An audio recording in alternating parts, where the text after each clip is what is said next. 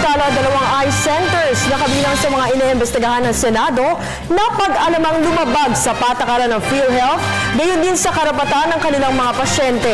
Ang ulat mula kay Jade.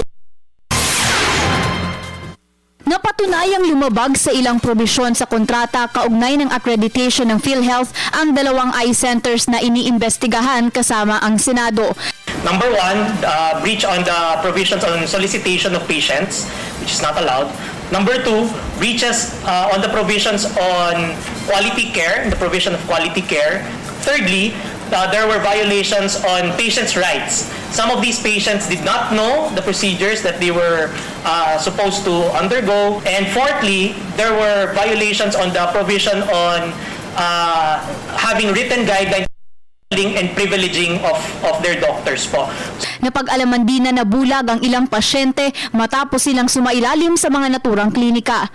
Isang pasyente na nagngangalang Romeo Fernando ang sumakit at tuluyang lumabo ang mata matapos operahan sa Pacific Eye Center. Nang siya'y nagpa-check up sa PGH, napag-alaman nito na nabutas pala ang kanyang iris sa operasyon. Nag-opera sa akin, tinanong ko, ay Dr. Cabrera, sa kanang mata ko.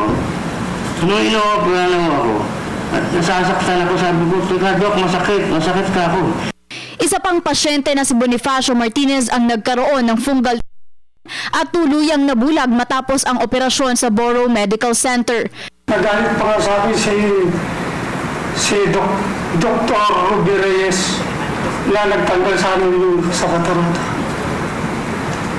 Nagalit pa nga sa akin kung bakit daw ako gumalaw nung oras na inoperahan ako.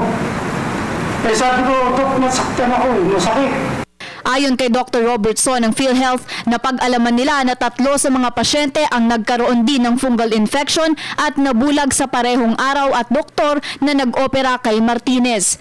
Nais din ipa-imbestigahan DOH ang mga ulat na may kutsabahan kung saan nire-refer ng ilang lokal na opisyal na magpagamot ang PhilHealth members sa kanilang umano'y kakutsabang klinika o ospital kapalit ng kickback.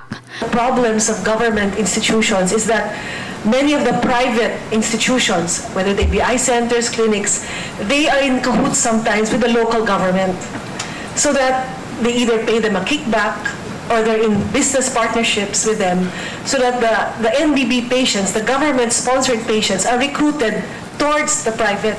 Para sa Telebisyon ng Bayan, Jade Miguel.